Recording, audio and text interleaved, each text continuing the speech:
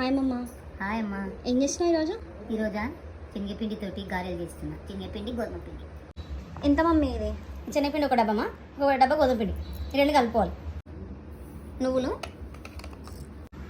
జీలకర్ర, ఓమా, పసుపు, అల్లం వెల్లిగడ్డ పేస్టు, పచ్చిమిర్చి పేస్టు, సాల్ట్, పుదీనా, కొత్తిమీర, కరివేపాకు, ఇవన్నీ మంచి కలుపుకున్నాలి పిండిలో వేసి.